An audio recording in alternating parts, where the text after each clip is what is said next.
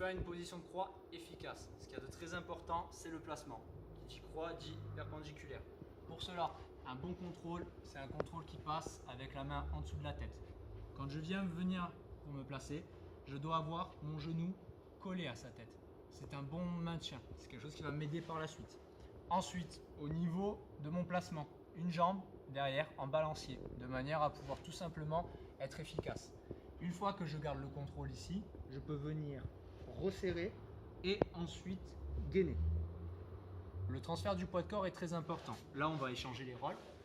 Ce qu'il y a de très important au niveau de la position de croix, c'est de venir tout simplement, vous voyez, placer le poids du corps sur les fesses. Si on place le poids du corps sur le torse, son poids va me passer dessus. Et à ce moment-là, pour moi, ce sera très facile de ponter et de le retourner. Vous voyez ici. Par contre, à l'inverse, si son poids de corps est bien réparti sur son bassin en extérieur, c'est-à-dire que le poids n'est pas sur moi, il n'est pas exercé sur moi.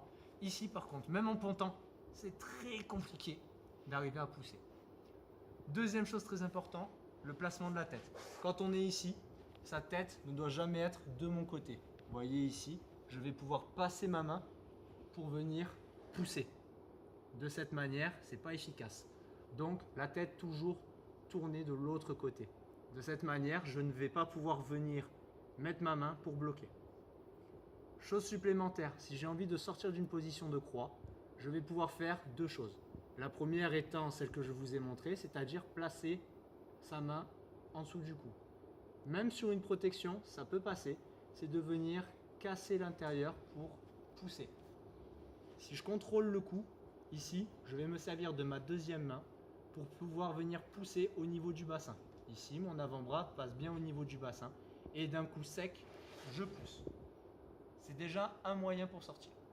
Une fois que j'ai poussé ici, je vais pouvoir ensuite le dégager. Et une fois dégagé, je pourrai faire autre chose. Deuxième solution, et là, on peut directement passer sur une soumission qu'on a déjà vue en vidéo, la jugie.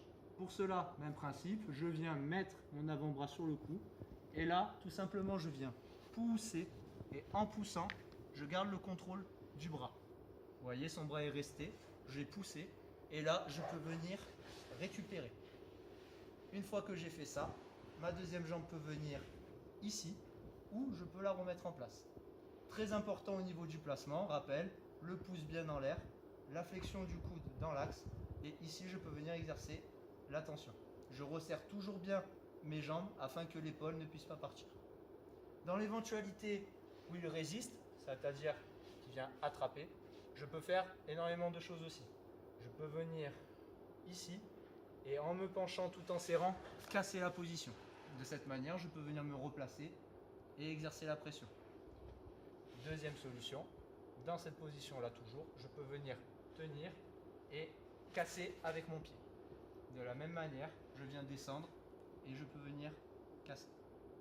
À partir de ce moment-là, quand on a mal, on tape tout le temps. C'est très important.